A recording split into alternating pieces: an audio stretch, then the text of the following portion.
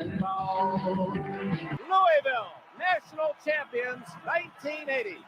Cardinals have won the national championship. 75th NCAA college basketball champions.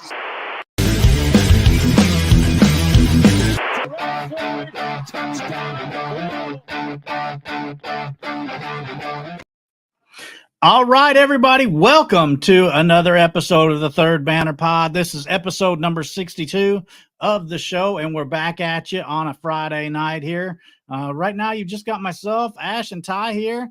Hopefully, Pat can join us. It's in the middle of tax season, so who knows if Pat's going to be able to get free and join us here on a Friday night. But I'm glad to be back with you, Ty, on another episode of the Third Banner Pod. What's up, buddy? Nothing much, man. Nothing much. Just another week of sad basketball to watch. So, we'll just so everybody knows, all the people who are loyal watchers have known that, or have heard me talk about the fact that, I'm moving back to Louisville, and because of everything going on, I really haven't had a chance to keep up. For those of you that don't know, my day job, I've been working as a fundraiser for Big Brothers Big Sisters here in Austin, Texas. So, with the fact that, we do a really good work for the community, and that there's kids actually depending on the funding that we're able to raise for our services, I haven't wanted to leave them in a lurch or anything. So I've tried to get as much as I can done that's due between now and, like, say, May, just because I don't want them to be financially in a bad spot after I leave. So I've been working a lot of late nights and that kind of thing. So I couldn't watch the game Wednesday night because I worked late. So I've really not seen any of the rumors.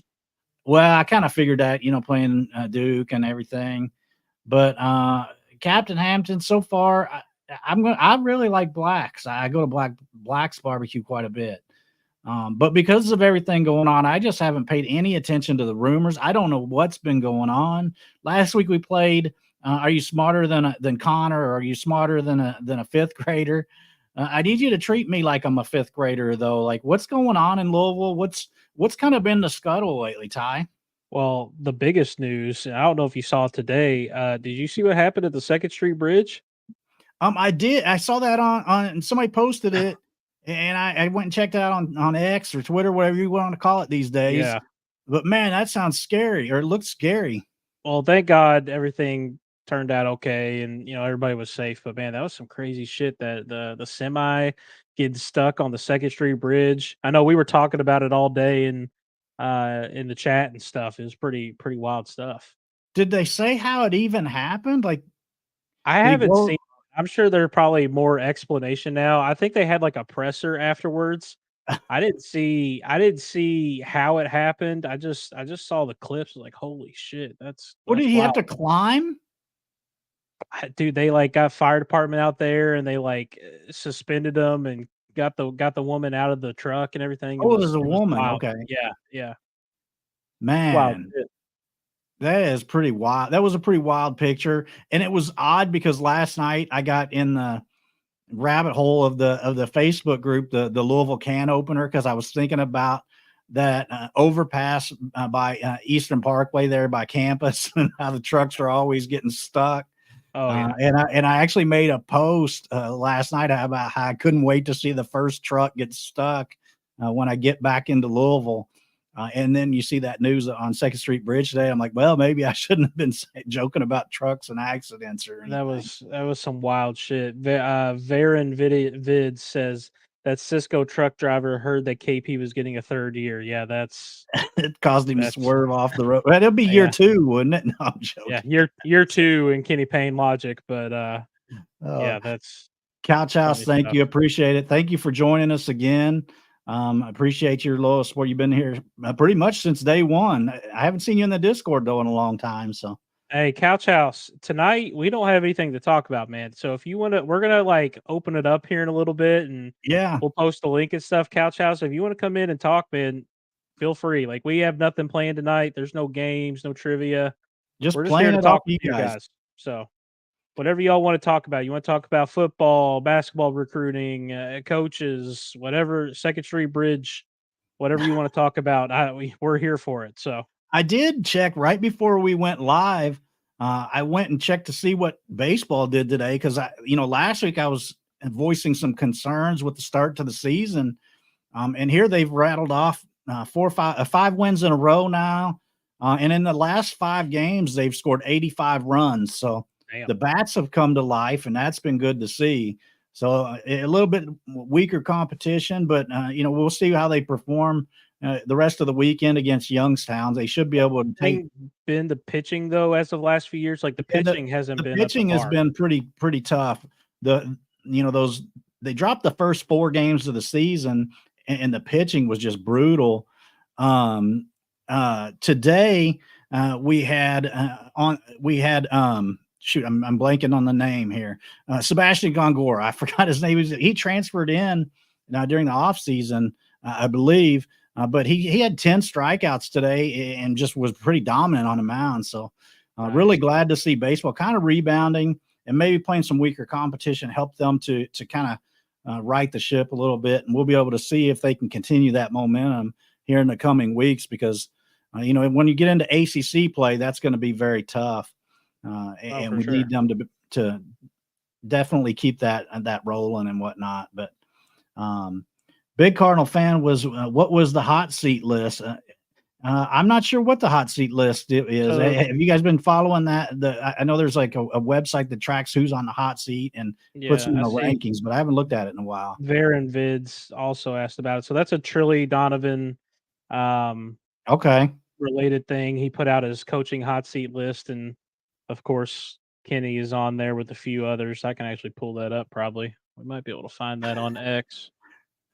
Kyle asked us to discuss Will Wade's development of Ben Simmons, but unfortunately, if you recall, Will Wade was not the head coach when Ben Simmons played at LSU, so that would not be something that we could break down very effectively. So we're going to take the proper stance and say that he did not develop Ben Simmons.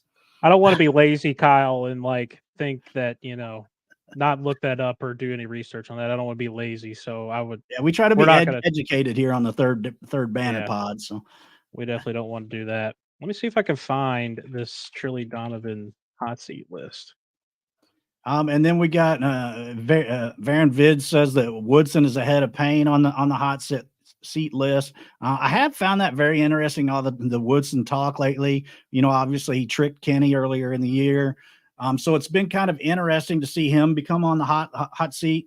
Kind of everybody thought earlier in the season that it was pretty much a foregone conclusion that he would get another year after this one, and it would kind of like next year would be his prove it or be done kind of year. But as the season's coming to a close, a lot of demand on IU to do something. Even Rick Bozich had put out a thing that said that he thought that Woodson should be let go of his duties. So, what did you think about that?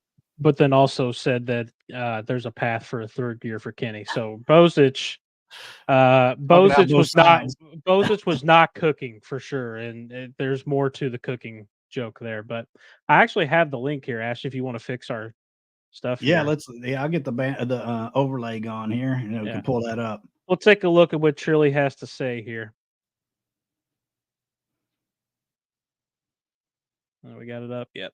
Do I need to zoom in any here? Maybe a little bit here. How about that?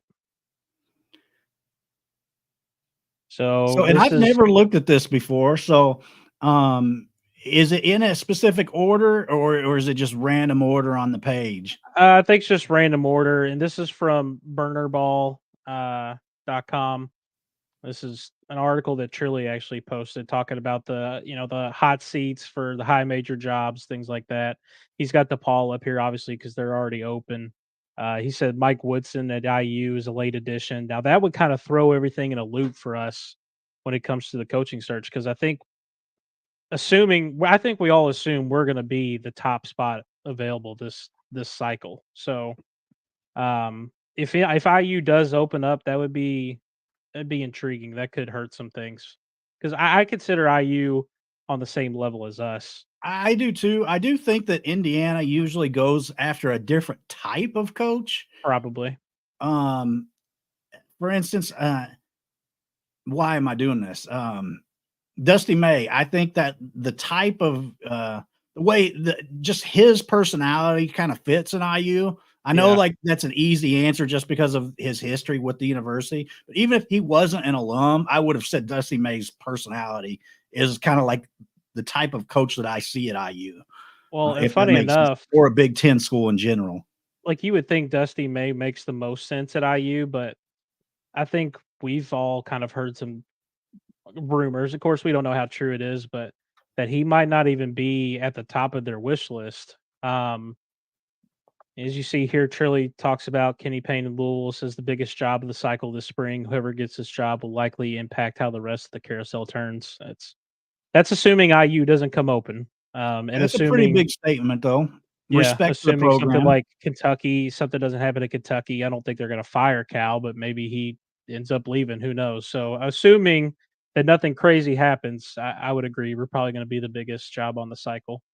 I can't Um, imagine Jawan. I mean, I realize that they're pretty Michigan, bad, man. They're like bad. I can't imagine Michigan not moving on from Jawan Howard. Like I realize what he means to them historically and being an alum, but like, man, Michigan's been so bad. Like Yeah, that's a better it's been pretty program rough. than that. Who's Varen Vid said who's the bigger opening between IU and Michigan? I would think IU. I mean, Historically Michigan's IU, a great job. Michigan's a great job, but I think IU would be the yeah. bigger one. And I know a lot of people have said Will Wade for us, but Yep. if we did not, if say we hired somebody else, I could see a Will Wade at Michigan. To me, that's I a could. good fit Yeah, there too. I could see that. And also, if you want to look at connections, you've got Mick Cronin. When he was at Cincinnati, the president of the university was Santa Ono, who's now the president at the University of Michigan. So that might be an interesting, connecting the dots there too. So Yeah. Surely he's got some other jobs on there. He talks about Wayne like Mike Tinkle, man, by the Boynton. mighty have fallen. Yeah, didn't they make the Final Four not but like 4 or 5 years ago?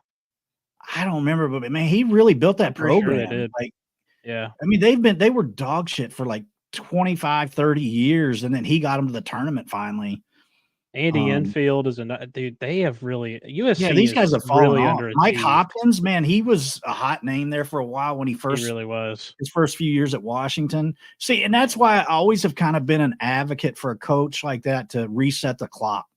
Like if you're hot, if you have a couple of hot years at a program like that, it's not a traditional power. You got to get to another job and reset the clock and keep moving, in my opinion. Another one I thought was funny was Mike Davis. I didn't even realize Mike Mike Davis was Davis, I still didn't know at he was still coaching. but they're 1-29, man. That is 1 so and bad. 29. That's just wild. But yeah, Robert that was the McCollum. latest. That was the latest from Chile on his hot seat. Obviously, we're on there. Kenny Payne's on there. My Juwan goodness, Kevin Howard, Keats. Kevin Keats. Yeah, He's been here so long. well, don't ask Tactical Bro about Kevin Keats. I think Tactical Bro is probably in here somewhere. He's mentioned Keats a few times. I don't know. We'll see. I think we all know that this is coming to an end. It's just a matter of Yeah. when. So 3 games left in the regular season. Kyle says Dusty has 4 ball handlers and big spaces of floor. Big Ten clogs the lane and plays tackle football. He'd either be incredible or a disaster and no in between. That's probably true. I agree with that statement. It's pretty good analysis of what would happen with him. I just think of personality. I wasn't really thinking of like style of play. I was more thinking like personality and like the way they can conduct themselves and carry themselves. He just feels like a Big Ten style coach, like Indiana or Illinois or Iowa, that kind of coach. You know what I mean? That Midwest. And also, I saw like a Twitter rumor. I think it was like a week ago. It came from Columbus, like a Columbus news outlet, that Dusty May was in talks with Ohio State. Now, I don't know how true that is, but Dusty, I would think Dusty May is probably going to be on that like short list that a lot of people talk about for here. So, and the fact that he's already being talked about at Ohio State, and obviously if IU opens up, he's going to be a huge hot name there. So we'll see how it goes. We still have a few more weeks. I expect somewhere in mid-March we'll probably be knowing where we're going. Lou Lito's on the Chris Beard train. Where are you at on Chris Beard? I don't think I've been on with you when you've talked about Chris Beard. I like Chris Beard. He's obviously a great coach, right? Like we know he can really coach. His defenses are always usually elite. Um, I think we saw that firsthand when we played Texas Tech in that Chris Mack's second year. Um, they're legit. They're legit defenses, and he can really coach ball. He can recruit too. He can really turn it around. I know at Ole Miss he's got quite a few transfers. He got Flanagan from Auburn, just to name one that I know of, and he's a good coach. I would be okay with it. I do think that Josh has to really kind of dig deep into that. He needs to investigate, what happened, and if Josh feels comfortable after really looking into it and doing his research, and if he feels okay with it, then I'm more than okay with it. But we all know why Chris Beard people have their own opinions of it. We all know why, and we don't need to get into that, but it's Yeah. something that I think Josh really has to look into and really, do a deep dive and figure out what happened and if he's really okay with that because there's probably going to be a PR hit, I would imagine.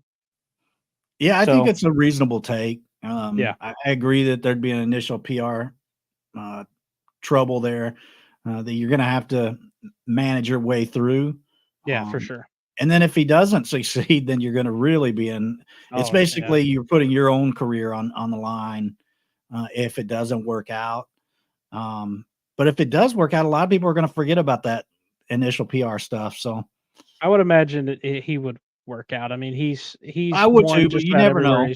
he's won everywhere he's gone, and he can really coach, man. His defenses are awesome. He has so many great defensive schemes, and there's attention to detail there. Like he can really coach for sure, Yeah, and I he should agree. absolutely be on the list. I don't have any concerns. It's just sometimes a coach will look like a slam dunk, and then next thing you know, they've got. Oh yeah, And yeah. usually there's like some outside reasons, like maybe there's a bunch of injuries or something, and next thing you know, things snowball and it doesn't work out. But Hmm.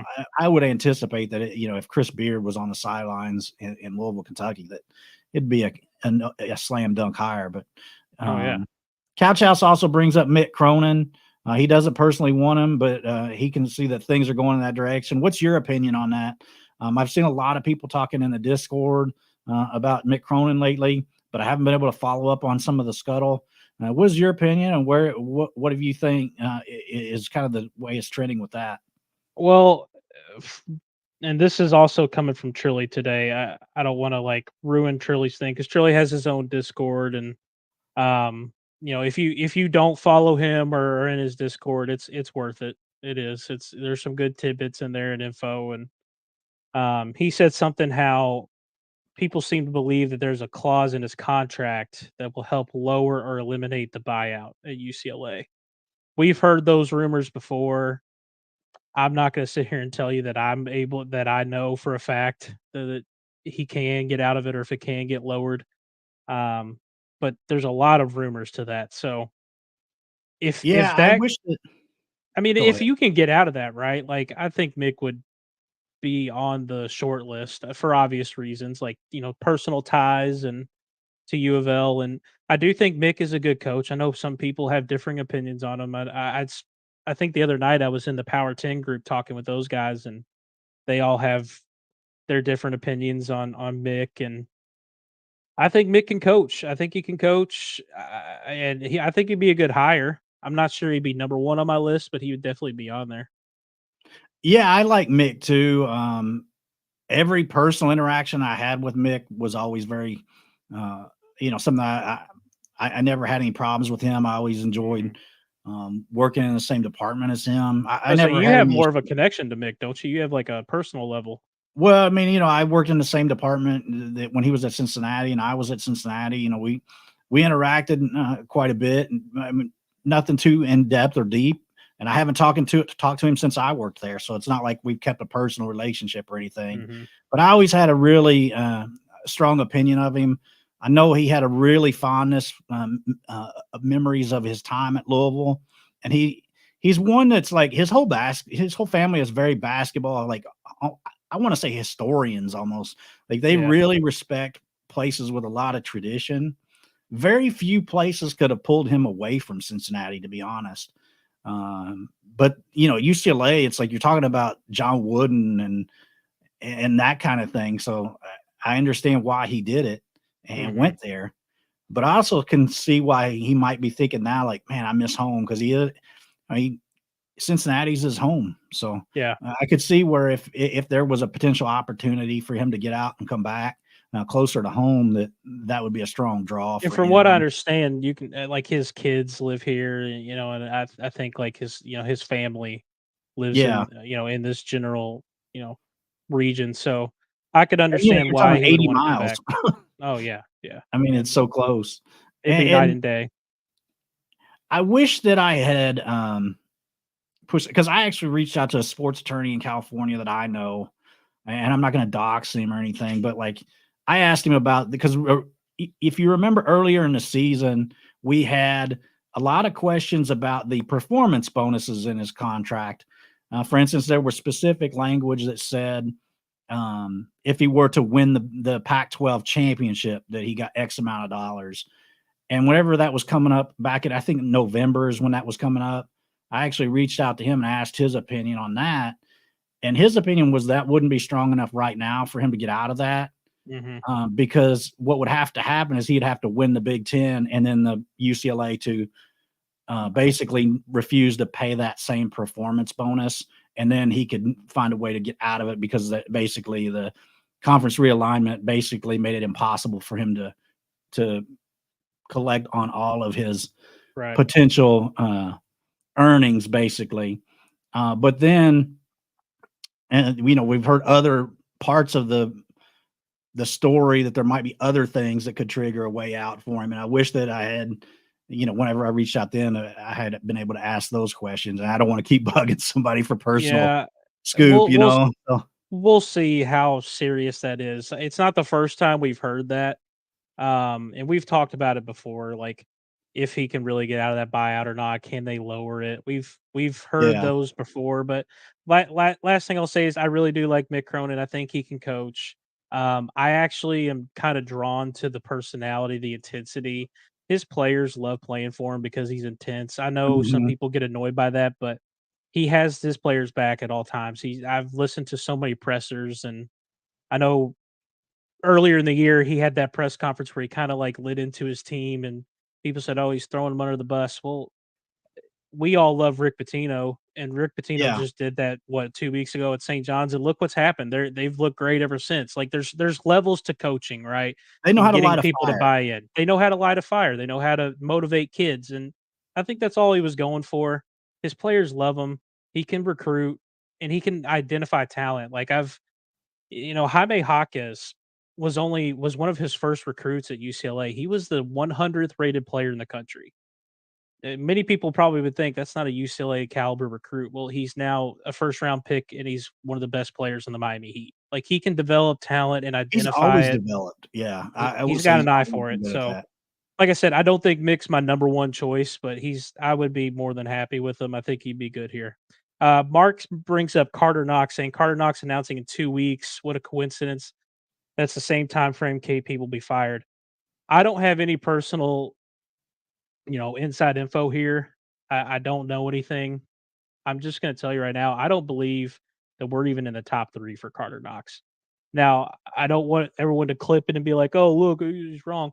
I could see a world where Carter Knox could commit here. I don't think there's a world where you're going to see him in a Louisville jersey next year. You can take that to the bank. I don't buy that for a second.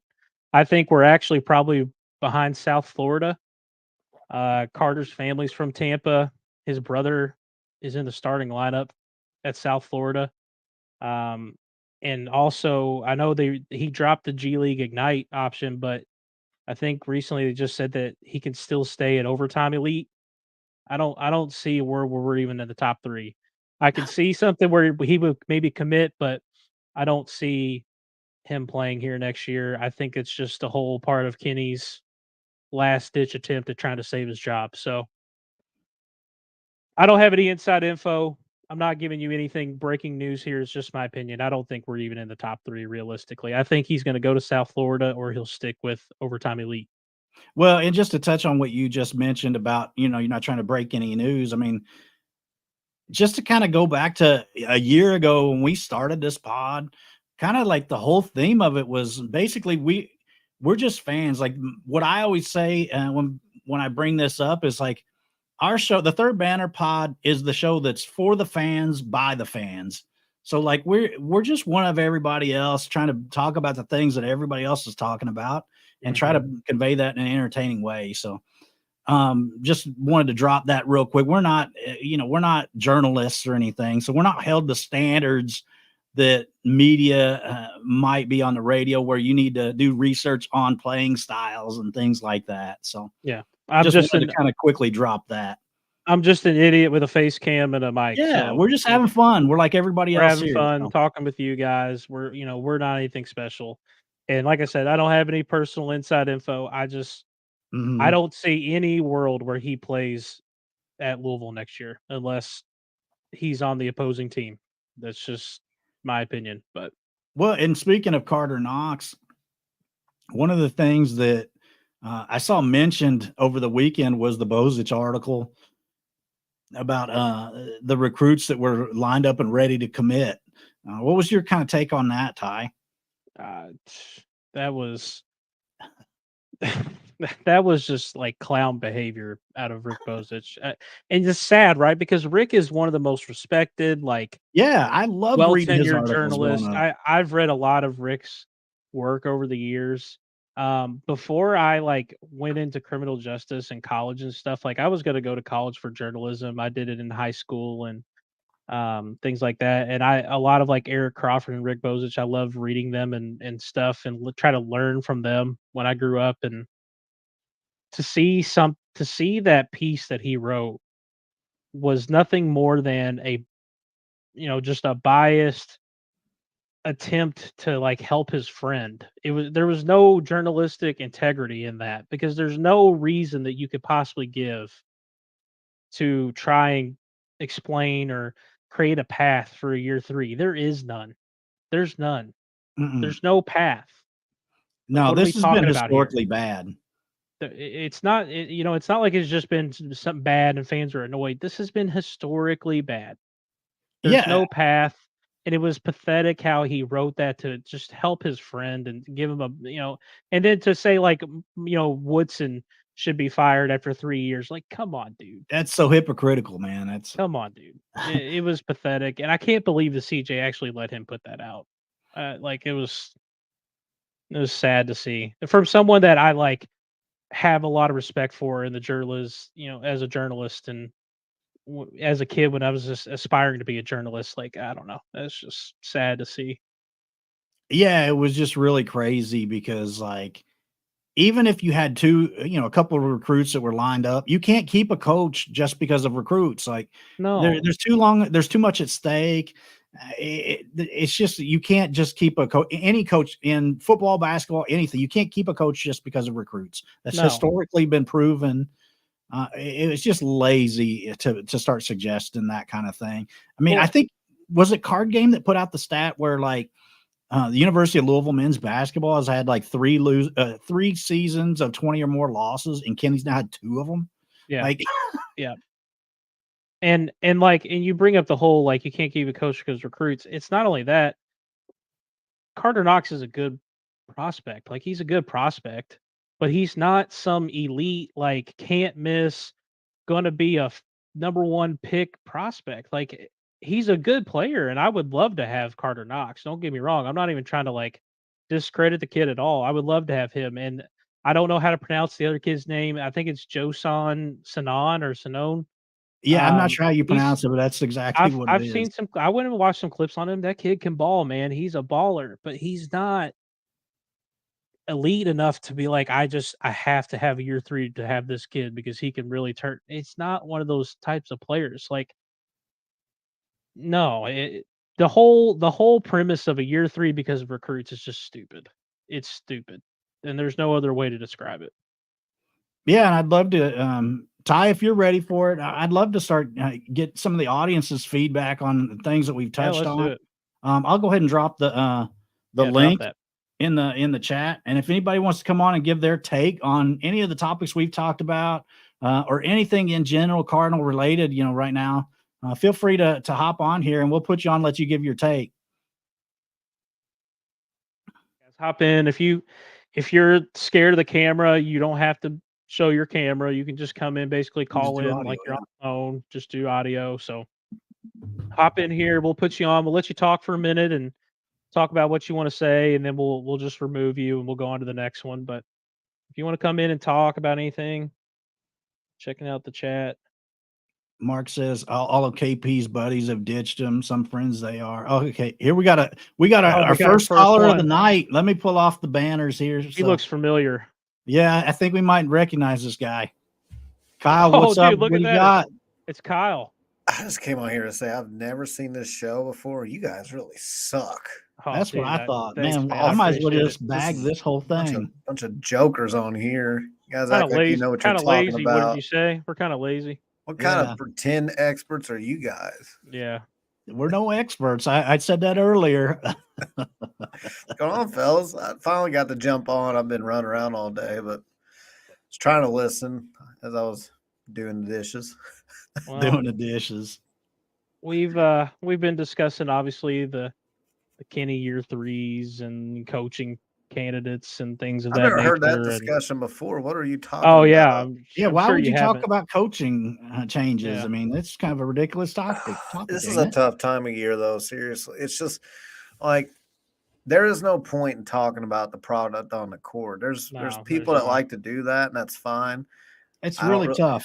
Well, actually, I'm going to be honest. I don't think any channel's talking in depth about basketball, but apparently some think they are. So that all aside, like I just don't see the point. Like we were like trying to break down the games at the beginning of the year, and then after about 10 games, it was just like, okay, it's the same game, and it's really an extension of last year. We just have a little bit better talent, and they play a little bit more cohesive and together, but you still got the same defensive lapses, the lack of fundamentals. And so it just becomes the same old thing. Unfortunately, we're in an even weirder space, though, where now the coaching candidacy talk has become the same as the product on the court. Like we did do a deep dive into a bunch of coaching candidates, and Will Wade was one of those. We did it where we discussed a lot of the things that some don't think we did, but nonetheless, that was what 5 or 6 weeks ago now. So it's like, it's like, so it's just dragging. So when we get on here, it's kind of like, okay, do you want to break down the games? Like we know, like nobody wants to break down a 25-point ass whooping to Duke. We just don't want to do it. And so, pardon my language. How many 20-point losses in a row was that? Yeah, I mean, come on, guys. Like, but now it's getting to the Notre point. Dame, Pitt. This is just such a dead time because it's like now. Do you want to talk about Mick Cronin's buyout again, or if he can get out of it? Spring practice hasn't started yet. Spring practice hasn't started. Baseball, I don't know a damn or daggone thing about it. Well, Kyle, and like another thing, talking about breaking down games and stuff. I think Louisville fans in general are very intelligent and smart when it comes to basketball, and I think we all can watch these games and see what's happening. So I don't need to insult fans' intelligence by trying to like break down. We all see it. We know what it is. There's no effort defensively. Breaking down games. There's none of that. Like there's no attention to detail. I actually love breaking down games, and I wish we could use YouTube highlights like some channels can. We can't. We tried that. We got suspended until we took it off there, and then they let us back on. And so but I'm not going to do it this year, though. I mean, I'm not doing it until we get a new coach. But like, honestly, with football, we really did go very in depth on those things. Oh, for sure. And then that's when we got the feds, the YouTube feds came after us for sharing highlights and stuff. I think that might have been a recruiting video, but nonetheless, we do like that stuff. We went more than 10 minutes on it. I was talking to another channel guy, and he was telling me the 10-minute, if you go too long, not necessarily 10 minutes, but if you go too long, a lot of times it'll trigger something on. And also we had sound at first, and sound is not good too. on those things. But So So, no yeah. sound and can't go 10 minutes. I actually would love for us to be able to break more games down in the future, but it's not going to be with a Kenny Payne coach basketball team. yeah, because it's the Freaking same do it, story man. every game. Like It that. is. It's It is. it's I'm just I think you if you're watching the entirety of all these games, which I am, I don't know about you guys. I know Ash, you've been busy, but um, if you can make it through the whole game, I mean that's enough. It's It's enough like torture. It's enough torture. it's hard enough to do, and then It really is. the thought of getting on here and being like, all right, so this is what happened. Like we all saw it, and unfortunately, yeah, there's a time and a place for breaking. When we get a new coach, it'll be really fun to break down, like whenever we see the product on the court, because it'll be something new. Like you can Yeah. break down the fact that we don't get back in time on transition, and it's like, okay, so the same thing we've seen for the last 60 games of KP's career. Well, only 60 games, I should say, like all 60 games, or however many he's coached now. And then it's like, okay, we didn't fight, over the screen, and both guys went with the screener, and then the guy that the guy that rolled slipped behind them and had a wide open three, and it happened to be the best 3-point shooter on their team. Okay, yeah, we've seen that. And now what we see is one of our primary offensive strategies was to get the ball on the block and initiate offense on the block. Well, Notre Dame started double teaming the block, and now Duke took a page out of it as well. They started double teaming a block. So you basically had two fundamental strategies, which was get the ball on the block and try to initiate offense, or you just try to ram it in the lane and initiate a foul, use your superior athleticism to blow by your defender, and then they reach and you just throw the ball up in the air and get a foul. It's ugly, but it can work. But the problem is now, I mean, it didn't take long for coaches to adjust to that and just start sagging down low and playing a little bit further off the ball because we're not a good shooting team. So now it's harder to just blow by and get those fouls. And now you're double teaming a block, and we just look like we look like we're on a struggle bus because our defense has always been bad.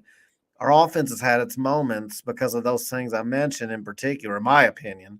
And now those coaches are fine. I mean, I think we faced some really bad coaches, if I'm being honest. Like that Syracuse game, for example, that was just two low IQ teams who were just battling it out, and it was like neither one of them. It was just street ball, and we've had a lot of games like that this year. But I don't think we're going to have. I mean, well, we don't have many more games left anyway, and we do have Syracuse next. 3 games, 3 regular season, 1 ACC tournament game. So I mean, there's something. We have 3 home games. How in the world? If our schedule wasn't easy enough, which it has been at 8-20, now you got 3 home games in a row against who? Like some of the easiest teams you can get in the conference, which it's just bad year for the conference. You should really win all 3 of these games. It doesn't change a thing in my mind. That gets us to a whopping 11 wins. No, yeah. But you should win all 3 on your home court. Chris O'Keefe asks on Twitter, by the way, or X, he says, what under the radar coaches do you guys like the most? Danny Sprinkle is growing on me. I've said this before. Shirts is one that a lot of people are talking about. I really do like Steve Forbes a lot. I know that people will kind of look at Steve Forbes and ask for, where's the tournament resume? And I get it, but is he under the radar or is he just not on ours because he's away? I mean, I would say he's under the radar. Like, not many people are talking about him for here, I don't think. I didn't know if he meant, I guess, Chris, you mean like when you say under the radar, do you just mean for our job or do you mean like a low major under the radar? I don't know. Or either. I don't know. I would consider him under the radar. I don't see him mentioned a lot for us. And I really do like Steve Forbes. I think he could really coach the game of ball. He's got a lot of great set plays and things of that nature. His recruiting has kind of taken off over recent years. He got Hunter Salas. He says non-power 5 guys. That's what I thought you were going at. I mean, I think Shirts would be my obvious non-power 5 right now, but I've only watched a couple of their games, but USF, Trent just brought him up, Abdur Rahim. I've only watched a couple of games, but they space the floor very well, and They got a little bit of that Dusty May this year, what he had at FAU last year, which he has the same team. So I guess he has the same style, but it just hasn't meshed as well for whatever reason. But they kind of remind me, they reflect a little bit of that where you get 4 ball handlers, space the floor.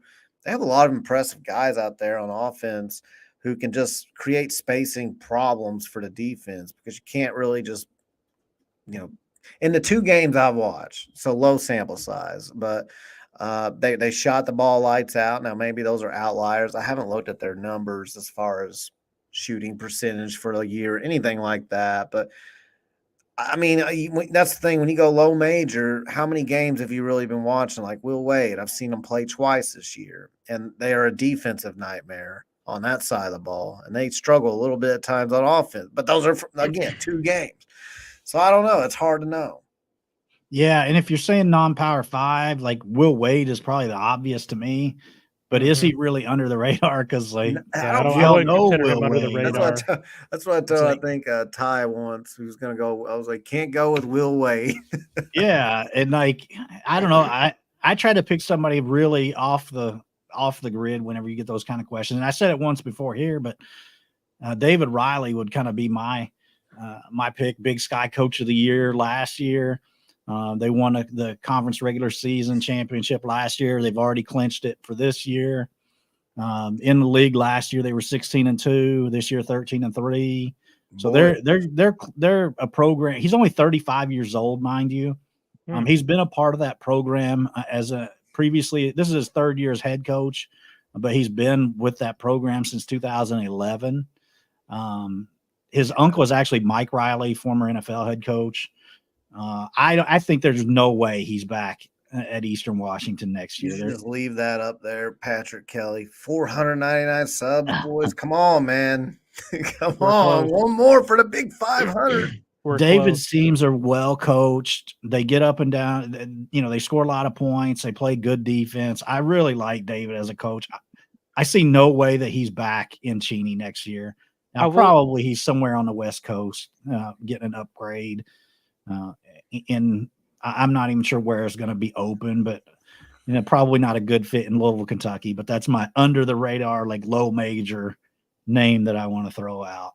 I will say this about Abdur Rahim at USF, because I know they're getting a lot more noteworthy and they're getting covered a lot more because they made the AP top 25, but someone else pointed out like their net ranking is really bad, and if they don't win the AAC, they might not make the tournament. So I don't think that like disqualifies him. I have my eyes on him for sure, and I'm paying attention. I'm just not sure I'll put him in my top tier of guys just yet, but he's caught my eye, and what he's doing this year. I mean, USF has historically not been good at basketball, right? So what he's doing is obviously impressive, and kudos to him. And we'll keep an eye out. I'm just not ready to go in just yet. That's a problem with all these guys at that level, though. Like you said with him, I mean, there's a good chance they don't make it if they don't win their conference tournament. But Will Wade, I don't think they're in the exact same boat. Mean, they're you got to win your league. I believe they're 23-3, or at least last time I checked, that's what their record was. Yep. Could be actually they might be 25-3 now. Don't quote me on the record. I think it's around there. But could you imagine if they get left out? I think they beat Michigan. Now, I know they beat Michigan earlier this year. That's one of the games I watched. So that McNeese is 21-3, I believe, and they're 55th in net ranking. So 21-3. They've only played 24 games. Let's see. This was last updated through games February 29th. Huh. Well, February 29th. Okay. Well, anyway, that's another team I'm looking at. Like all it takes is one loss in their conference tournament, and they're probably not going to make it. So that always gets kind of tricky when you're at those. Now, again, he's got the benefit of his resume where he's been at a Power 5 school. So yeah, I think he'll be able to overcome it. But like a Schertz would have a harder time. Let's see. I don't know what their record is. Google's being weird about McNeese State. Usually Google just pulls up the team and their record, but when I pull them up, it's like, we're not going to give you that. So I got to go to Southland and check myself. But yeah, 25-3. So yeah, Okay. Wonder why it says 20. This is I was from gonna say that's weird. this is 'cause that from mean- the NCAA's actual website. Yeah, that can't be right because that That's would mean they weird. only played 24 games and we're in March, unless they, which I know he was suspended his first 10 games, but they still played. That's so weird. That's from They have NCAA's won- actual website. They have won 6 games in a row. So, again, these low majors are hard to really judge, except for Will Wade. We've seen him, but like other guys, because you just don't get a lot of TV action with them, and it's hard to be able to watch every one of these teams. Like I'll tell you, the coaches I've been on. I mean, I've watched years of Eric Musselman, which is why I've jumped off the Muss bus because his offense has continued to struggle. Jerome Tang, I've watched him for 2 years now. Very intense man-to-man discipline defense. He just, it's not that they're doing anything on defense that's, making waves or reinventing the wheel, like when Tony Bennett and his pack line defense came out, or Rick Pitino and his matchup zone. His main defense is straight up man-to-man. It's just they're very disciplined and very sound, very physical. And their ability to block shots is incredible. Now, obviously, Kansas State's issues on the offensive end, they have really struggled. Not a lot of ball movement on that side of the ball, and it looks like an old school type of offense. I think a lot of that has to do with an injury and a dismissal. Those are two I've watched a ton of. Mick Cronin, I've watched a ton of them. They've really just been all over the place. There's really not – this year's team, it's hard to get an exact read on what they're doing because some games they look – fantastic in other games. They just look awful on both sides of the ball. So yeah, Desmond, I'll drop it here again for you. What was that comment from Larry? Can we go back to that? What did he say? Larry's he and you. I don't think you were on, Ty, but last week he mentioned some issues that was going on in his family, and Larry just thinking about you, and hopefully that everything gets better soon. And hope be thinking about you and your family. Larry. Yeah, prayers up for you, Larry, man. Hopefully you get some sort of good news, man. And then Trent mentioned one of the reasons that the NCAA site might have said less is because they don't count certain number of games over. Once you play too many non-D1 games, they don't count them. That is true. That is true because I believe McNeese played a few non-D1 teams. Desmond, I just posted that link again if you want to jump in, brother. I did too, so we both hit it. Yeah, nice, perfect. Facebook. So you got 4. You can pick one of 4 links to join. Pick any of those links, man. They're all for you. Pat, are you going to be able to join us tonight? I might send it just so it has 6 links. There you go. And then you got to pick the right one. Here we go, Desmond. I'll bring Desmond. Hey, we got Desmond in. All right, welcome, Desmond. How y'all doing tonight? Doing pretty good. How about you? Man? I'm doing all right, man. But last week, I ain't gonna lie. Though, when y'all was getting on Kenny Payne, I ain't gonna lie.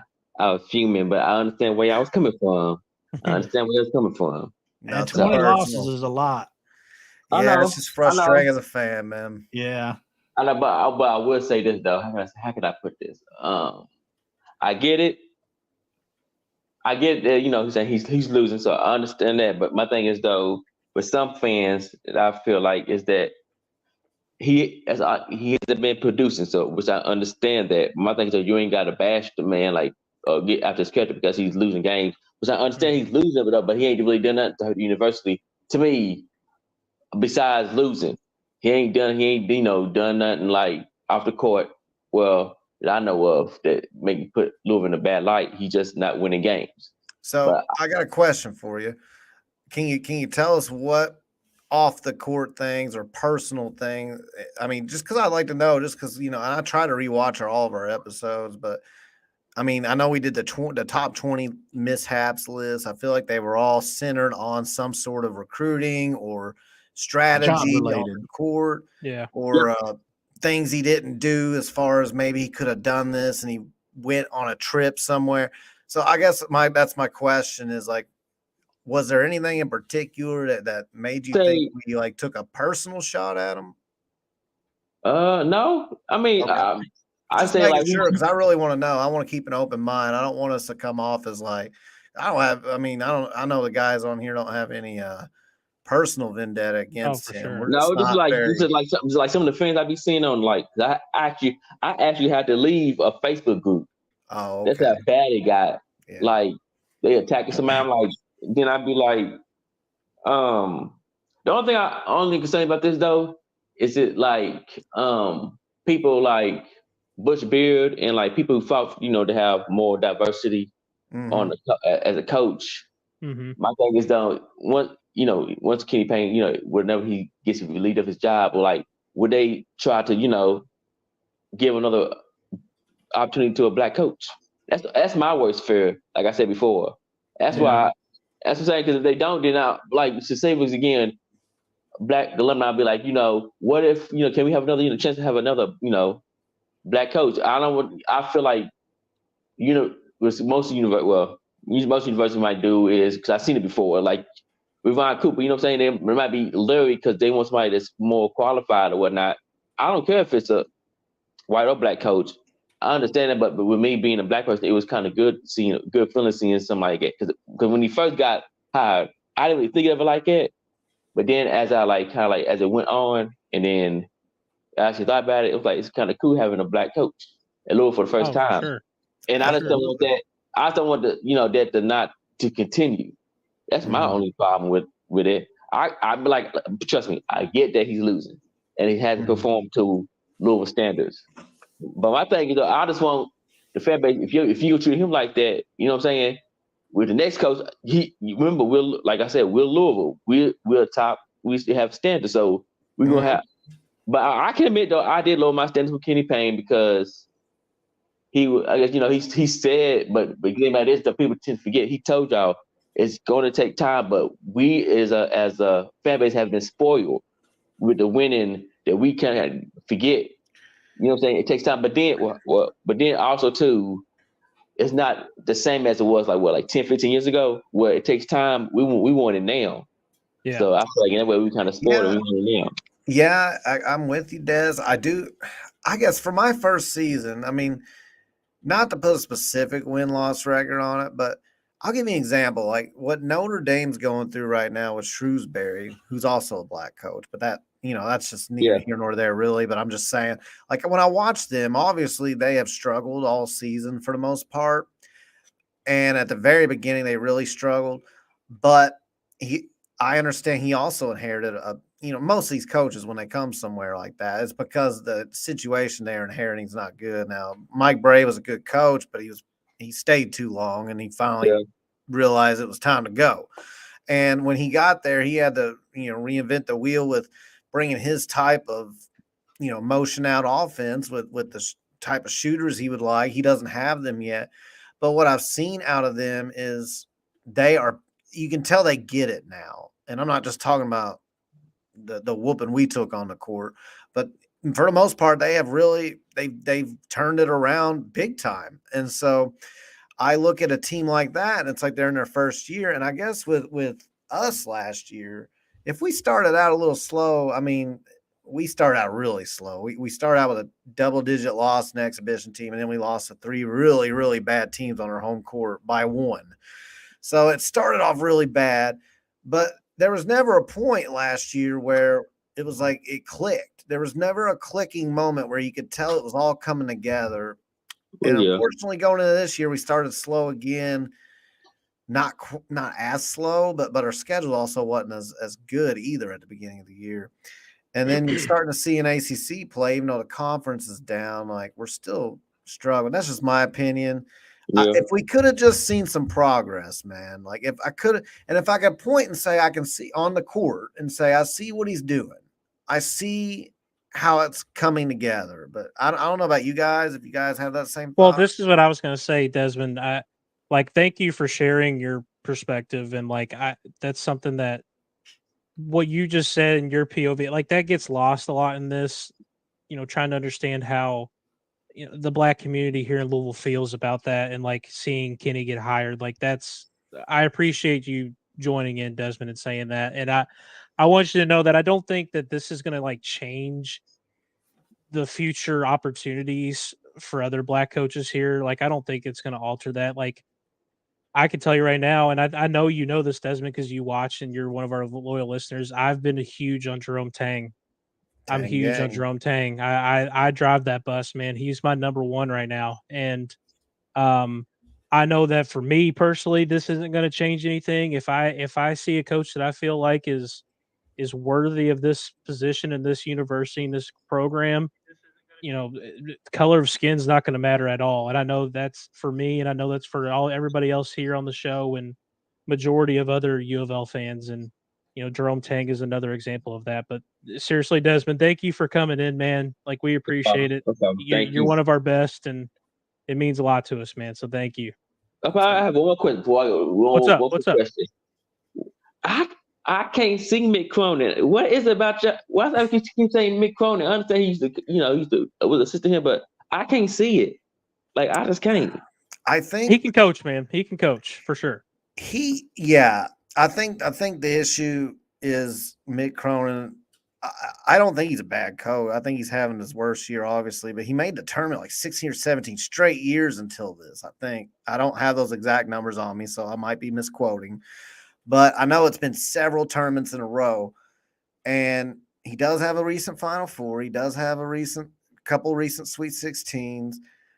His defensive fundamentals on defense are normally, now this year's been tough, but normally they have lockdown defense. They're very fundamentally sound. Just keep it general, not getting into the specifics.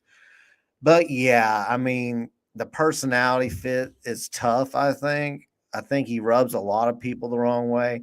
And it's not sexy basketball. You're not going to watch most Mick Cronin teams and be blown away. Like Nate Oates, for example. You watch a Nate Oates basketball team, and on offense especially, it's a thing of beauty. I mean, Shrewsbury's another one, even though they've struggled coming in the first seed. Thing of beauty. Yeah. When you watch what they're trying to do, it's just usually they don't have the guys to pull it off.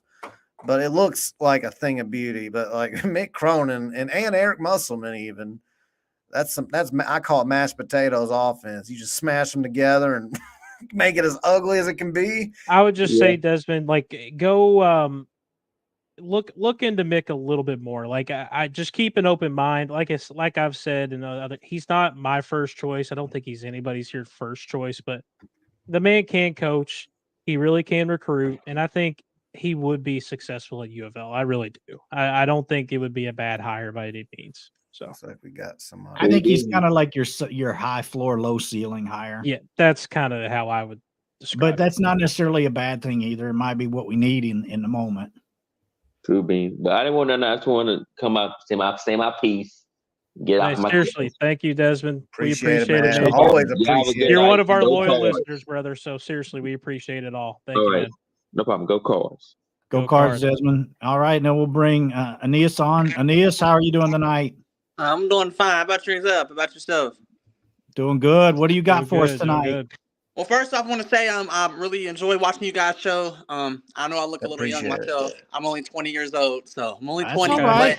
But I'm starting to come out of my shell. I graduated high school, wanted to get into journalism, but I'm just starting to get out of my shell. I'm really a big Louisville fan, so I'm just trying to. We are too, man. Go Cards. Yeah, go Cards for sure. Well, first I want to bounce off what Desmond just said. Look, I mean, I'm African American myself. The guy just can't coach. I mean, let's just throw it out of me. He can't coach. I mean, when we first hired him, I wasn't really a big fan because he never really had coaching experience. I feel like when you coach especially a blue blood at a Power 5, like a Kentucky, a Louisville, a Duke, a Kansas, or anything of that major, even a UCLA, you need a coach with experience. I feel like Kenny Payne, I mean, he didn't have experience in the first place, so I didn't really feel like that was going to be the answer, right then and there. I mean, I was always on the Mick Cronin train just because, yes, I mean, I was who doesn't like Rick Pitino? I feel like we should have never really fired Rick Pitino just because of the simple fact that, growing trees. You just don't go outside and go find a Rick Pitino. I mean, so I just thought that we should have probably bit the bullet on that. But as far as Kenny Payne, I feel like his attention to detail is just really off. Like when you look at like half court sets, I mean, if you want to look at the transition defense, I mean, guys just jogging back. I mean, that's all just an example of the coach. I mean, I actually watched this one podcast, not a podcast, but it was actually this one person. I looked at a YouTube, and he's a journalist, and he said about 2 years ago, I think that's when it's been 5 years since Mick Cronin had that UCLA job, correct? I think he's been there for like 4 or 5 years. Like 2018, 2019, I think. Okay, yeah, okay. So that timeline's right. So I was watching this thing, and he was like, Mick Cronin has the best practice that he's ever seen. He was like, they go for 2 hours and 45 minutes and they do not stop. He was like, they don't stop for water. They come around, they give you water. I remember when they said I remember when somebody had reported about Kenny Payne, about him running the best practices. Did you guys remember that? That he was running these insane level practices and these insane drills. Yeah. And I don't think, that's really been the case. But as far as just Kenny Payne, I just feel like, he's really just not he's just not what we really need. I feel like, we're a big program. I feel like we need somebody with experience. So as far as like, getting somebody at like a lower level, I mean, you always can find hidden gems. Like, for example, the coach at UConn, Dan Hurley, you know what I'm saying? I mean, he came from a lower level, but I mean, you ain't getting Dan Hurley, unfortunately not. So, Ty's on board with you. He told us for years Danny Hurley was going to be what he is. Anais, for being 20 years old, man. For being 20 years old, man, you know your stuff for sure. Yeah, like Couch House you know what you're agrees. talking about. Couch House also says the same thing. Thank you. Yeah, thank you. Correct. Thank you. But as far as like my top 4 coaches on my board, I mean, I feel like you have to start off. I was watching, I think Cal, you said it the other day. I was watching, you said that you have to call Nate Oates and Scott Drew and say no. I mean, you just have to. Them are the 2 coaches you have to call.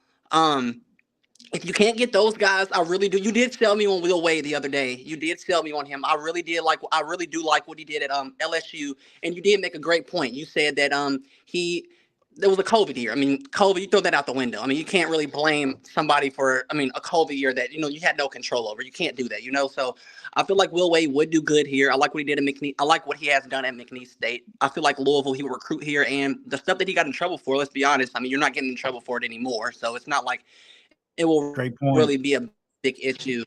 Yeah, it won't really be a big issue at all. But as far as that Mick Cronin, I don't really have a problem with Mick Cronin, honestly, at all. I just hold on one second. He's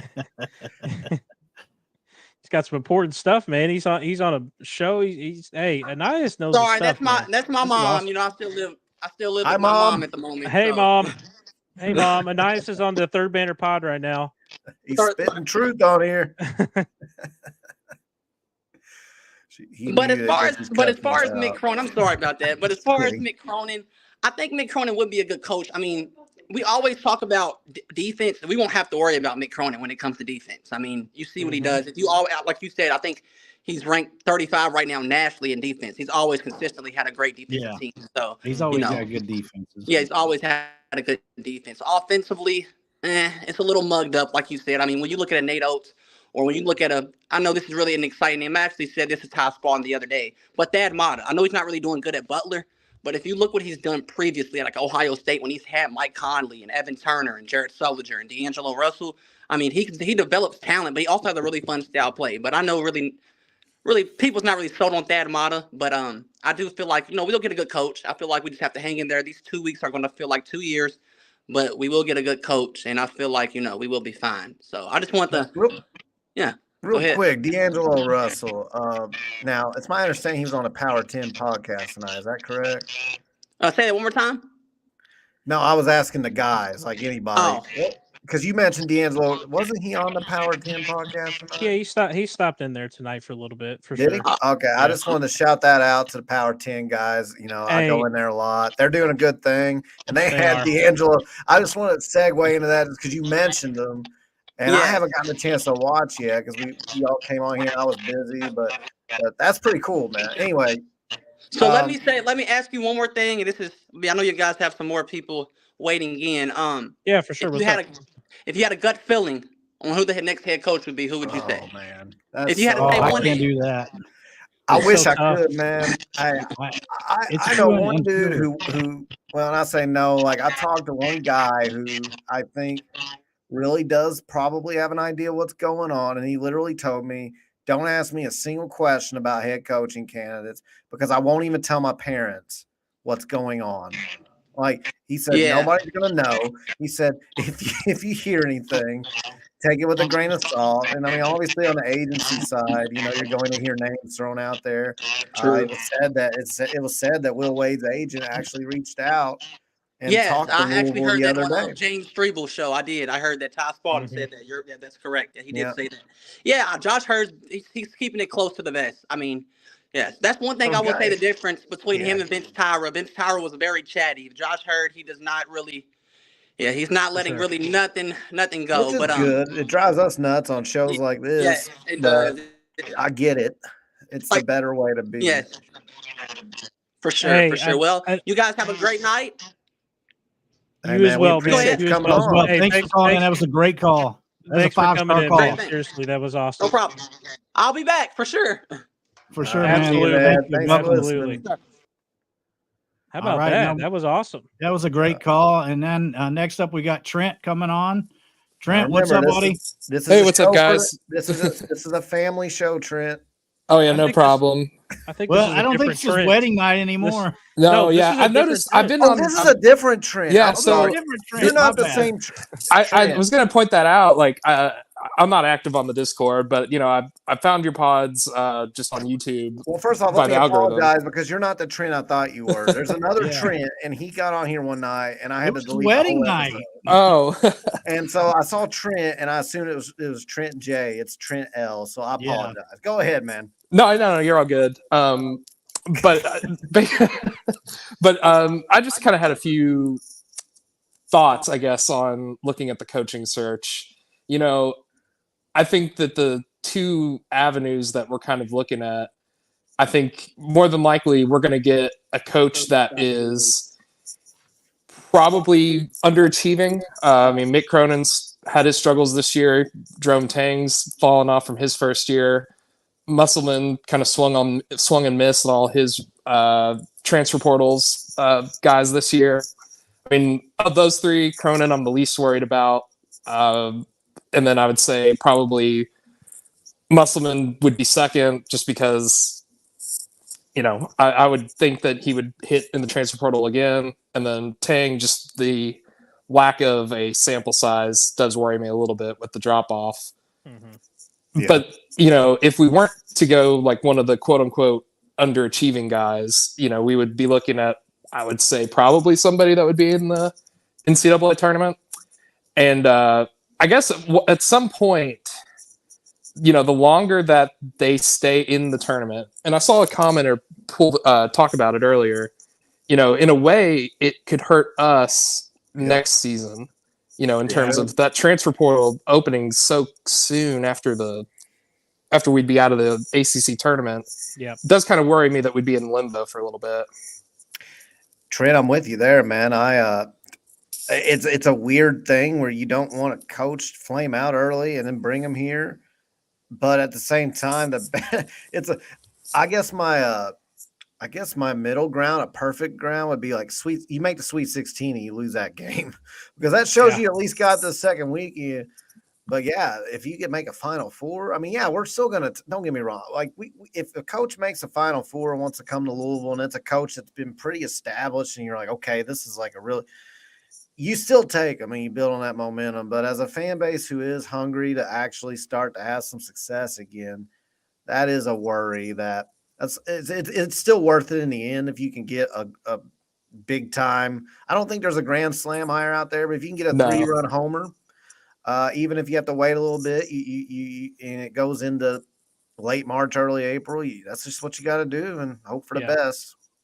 Yeah, and I guess another thing too would be, and I was the guy that posted the Amir Abdir Rahim comment earlier, and I'm not saying that he's like my favorite to take the job by no means, but I think there's also another balance that we'd need to think about would be kind of the household name versus, just kind of what they've proven so far. Yep. I mean, I think you would kind of lump in a guy like Lamont Paris in South Carolina and that group too of, a guy that not a lot of people have heard of, but, where they've been, they've won. And, I don't think Louisville would get a guy out of that group, but, I just think that at some point, even if they might not be the biggest name, if they can win, I'm not opposed to it, I guess. Oh, for sure. For sure. Trent, who would be your number one choice, I guess? If you were making the hire. I guess I'll give you two answers, my realistic pick and then my unrealistic pick. Fair enough. Unrealistically, I do like Shaka Smart. I think his defensive philosophy would, I think people would really like watching him. Hey Trent, ask Ty what he thinks about Shaka, and then make fun of him. I take it you're not a big Shaka guy. I won't lie to you, Trent. I'm really not. But hey, more if you're big into stinky Shaka, I will allow it. There's nothing wrong with it. You may have not heard his mic. It got the story. He said sensational Shaka. Yeah, that's stinky Shaka. But anyways, continue, Trent. Continue. Yeah, I watched them in Maui, I watched them embarrass Kansas. It got me hooked, and I've watched them play Maui for sure. several times, and I really enjoyed it. I guess realistically, I would say the perfect balance of buyout and kind of proven history and kind of somebody that I think could turn us around. I would say Musselman. I think. I would. It wouldn't be something I'm like 100% approving of. The problem with this coaching cycle is there's no guy that I'm just like all in on. Yeah. I'm like 80% with him, and I'd be optimistic about it, but I do think he strikes the right balance of, I think he's gettable. I think he has enough of a track record. He'd do well here. I'd be down for it. Cronin, I've heard the loophole talk. I don't know. In my opinion, if the conference affiliation is the only reason that is the biggest striking point of the loophole, I feel like we would have seen other coaches change schools when their school changes a conference. Right. Right. No, I'm with you, Trent. And like you said, with this cycle, there's just no Grand Slam hire. Like, there's a lot of guys that you kind of like, but you also have questions about, and I totally understand that. Like, I think we all kind of feel the same way. Like, you all bring up Shaka Smart, and I can sit here and realize that while I don't like Shaka, I'm not a big Shaka fan. I love his defense and his philosophy. I love the fast pace, frenetic pressing. I love that stuff. That's how exactly. If I was a coach, if I was a coach, that's exactly how I would. I love the pressure defense. I don't know if Tyler Cole's going to stay healthy. That's my concern with them going into the tournament. He's been banged up a lot, but he is a baller. If we could get a guy like that at Louisville, oh my goodness. Cola can play for sure. He's like a Luke Hancock type of like college ball player. Yeah. You know what I mean? Yeah. I think one thing too. I'm not saying they're the same player. I just mean the same impact. Like a guy who at the college level has a high IQ and is just like the kind of player you can't really take for granted. No, yeah. I do think this March it's going to be huge for just Shaka's personal coaching career. How we're going to look back at it. The roster he's got. Trent, it better be, brother, because I'm telling you right now, man, the dude hasn't made it out of the first weekend in 15 years. No, this is the year to do it. It's the year. We all agree on that. It's got to happen, man. Yeah. It has to. And that's my number one drawback. But I worry about Kolik's injuries. If he's not himself, they don't stand a chance. He is the engine that makes that thing run. No, for sure. And the last thing, and then I'll get out of here. Should I bring a paper bag or a plastic bag to wear over my head tomorrow night at the Yum Center? Don't wear it too tight. I'm just joking. But you better have holes in it or something. You better have a hole, man.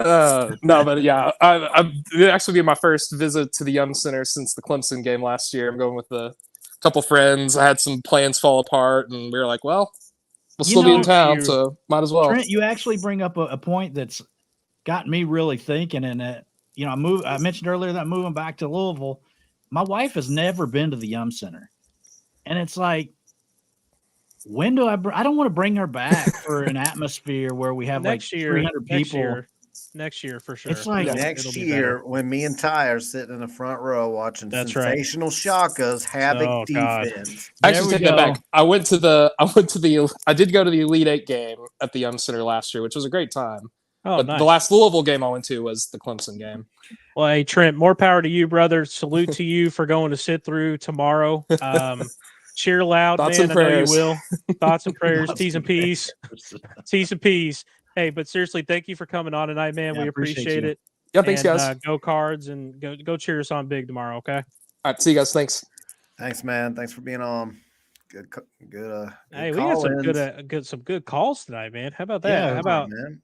Couple of first timers. I don't even remember seeing them in the comments before. So appreciate all the newcomers. If you guys are new to the channel, make sure you hit that like and subscribe button. Make sure you're hitting the thumbs up on this episode too, to keep kick it into the algorithm a little better for us, and turn on those notifications so that when we go live in the future, you know when we're going. So. Hey, I see JV Bell on right now. He's part of the Power 10, and yeah, they had, like I said, they had D'Lo on there tonight, and I can't wait to check out there. I got a lot of spaces to check up on because Curry Hicks is on there now. The thing about Curry Hicks is I wait till he's done because he will talk on there for 4 hours, and he will talk about San Jose State A&M's job opening that could potentially happen, and he'll spend an hour on that before he even touches Louisville. So, like, I wait till he's done that way, because on Spaces, you can't just fast forward if you don't wait till the end, or at least if you can. I don't know how to do it. And so I've got to watch that. I got to watch Power 10. I want to hear what they had to say since I wasn't on there tonight. I was listening in before we started. JV, I see JV Bell here in the chat.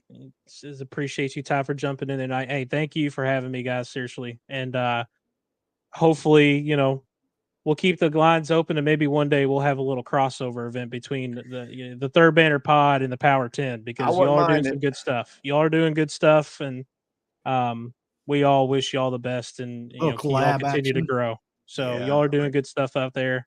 Then thank you all for having us. Seriously. Let's see. I'm looking through comments. Larry says Nate Oates must beard. Look, Nick's on here. No Connor tonight. About time you got rid Connor's of him. working. We sent him to the curb, man. Connor's working at 10 p.m. Well, it's only 9:15 his time, but only. I didn't know he was a third shifter now, or late second shift, depending on how many shifts you have. By the way, do you all see where Desmond's saying we hit 500 subs? Yeah, I see that too. I see that. How about that? Do we have any Got to thank everybody for watching us all these, putting up with our nonsense, Do we have any confetti for this or no? I don't have any on hand, and we don't have a little confetti pop thing. But hey, if we get to 1,000 subs, we'll get a lot more options available, won't we? That is true. That is true. I was waiting on that. I was hoping it wouldn't happen, but what was that?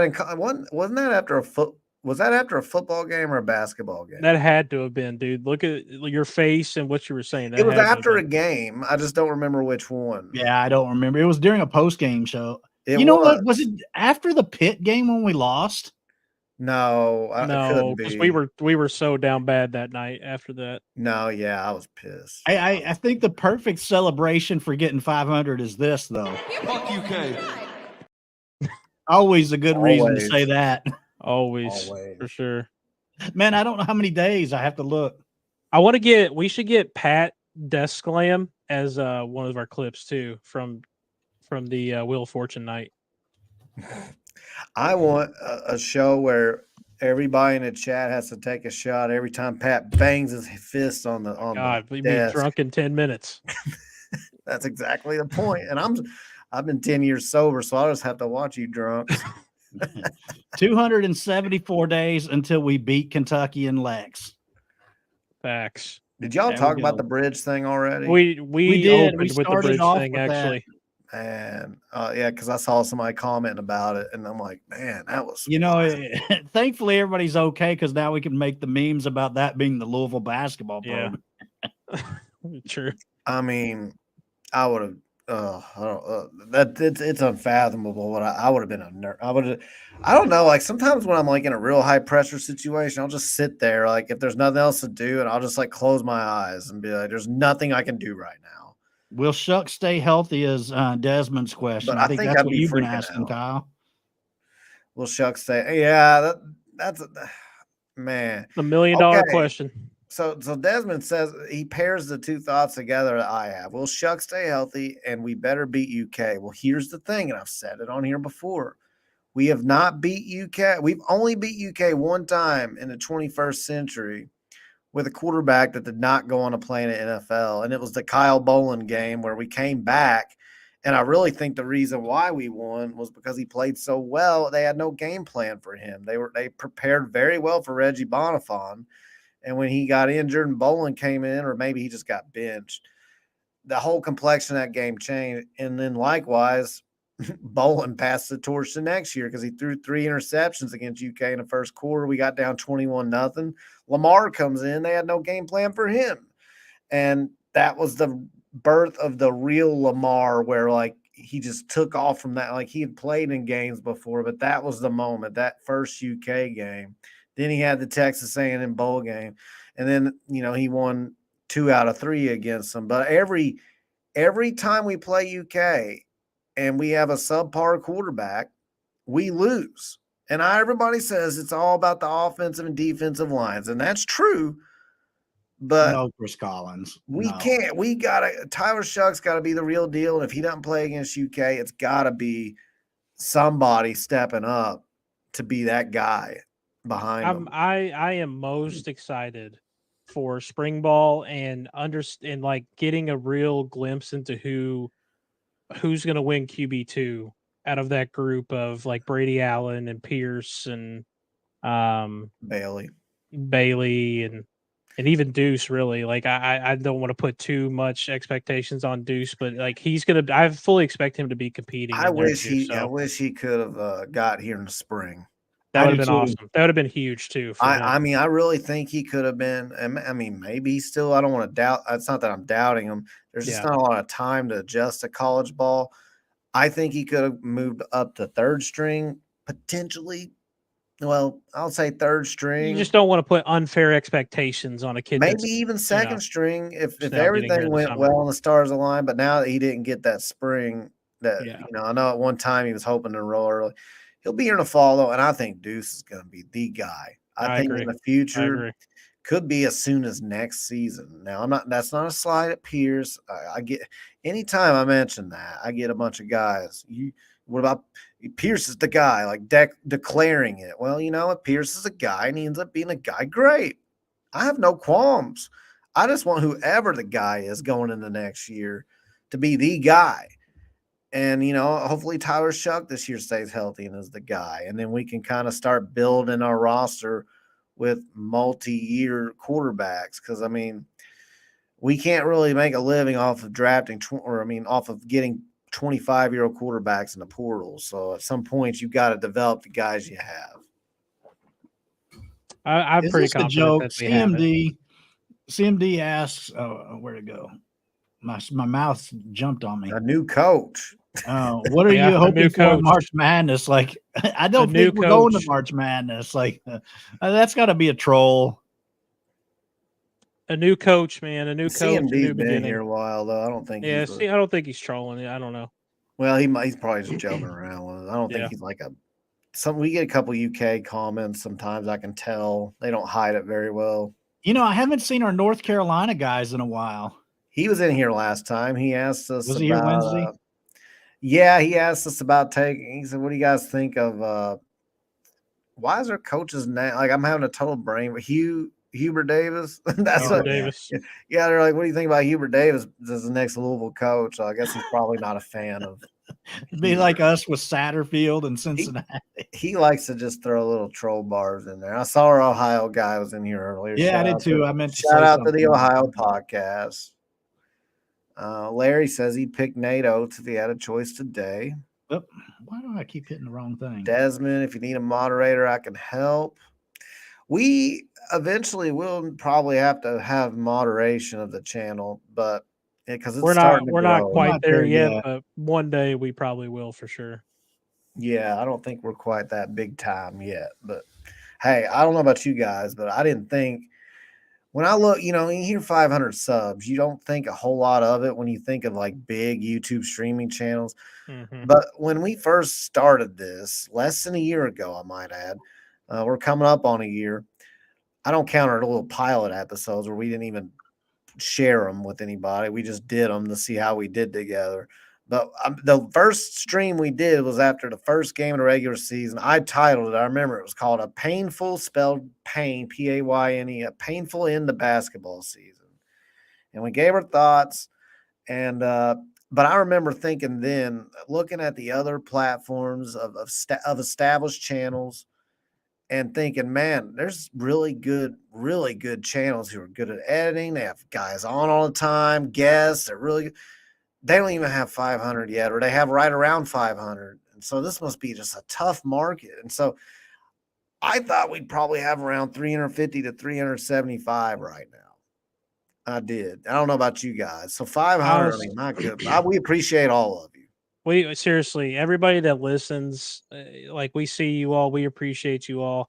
I can tell you from right now, when we did our first pilot, I didn't expect this to be anything more than just a few of us idiots talking to some other guys in our group chat and stuff. I didn't think it'd be anything more than that. And the fact that we've reached the milestone of 500 subs, which again, a lot of people might think that's not a lot, and in the grand scheme of things, it isn't. But for us, it is, and we appreciate every single one of them. Yeah, being on here 2 nights a week now. Yeah. And I can't wait to, take the next level and start doing stuff and meeting some of these loyal followers, loyal watchers in person, and doing some stuff in person and on-site spring game. Fun. Spring game this year. We're gonna have to figure that location out. Yeah, all the logistics. We gotta start planning that out. But yeah, it's just wild to think, in less than a year that like you could be driving home on your way to work or to work and hear somebody mention the Third Banner Pod on the little radio, talk radio, when I'm just driving, and it's like all of a sudden somebody will be like, well, they said on the Third Banner Pod, or shout out to the Third Banner Pod, like that was never in my mind a thing. I never thought in a million years that would happen. And so the fact that we're happened the other day. Well, I'm just glad that you guys agreed to come on a pod, because whenever I was just in the chat, just BS and like, hey, we should start a pod, and the group of guys that we've got put together here, it's like I feel like we have such a good group, man. I really appreciate you guys and the viewers. And well, we waited a year to even do it because I know we talked about it off and on, and then it's like I actually reserved the channel like 6 to 8 months before we ever even did an episode.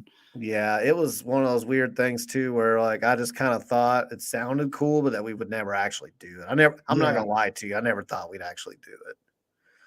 But anyway, but if we're here today and we're talking on a Friday night and we hit 500 subs, and this is cool, man. This is cool. There's no other way to say it. Like, I never thought we would be here. The fact that we are, it's just cool. Yeah, JV brings up my mouse is being weird. I'm in Georgetown. If y'all want to stage the tailgate for the Kentucky football game next season, I know Ross and I are leading the train on that discussion. We're both in to plan a Third Banner Pod tailgate in Lexington. So JV, definitely, if you have some ideas, hit us up.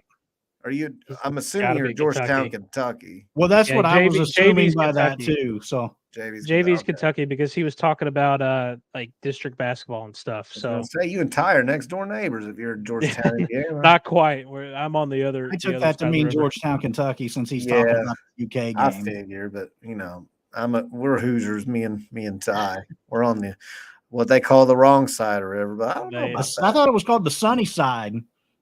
That's what they said. Do they not say that anymore? I think it's very sunny. I just say that I'm on the right side of the river at this point, and everybody else on the Kentucky side is on the wrong side. But except Louisville.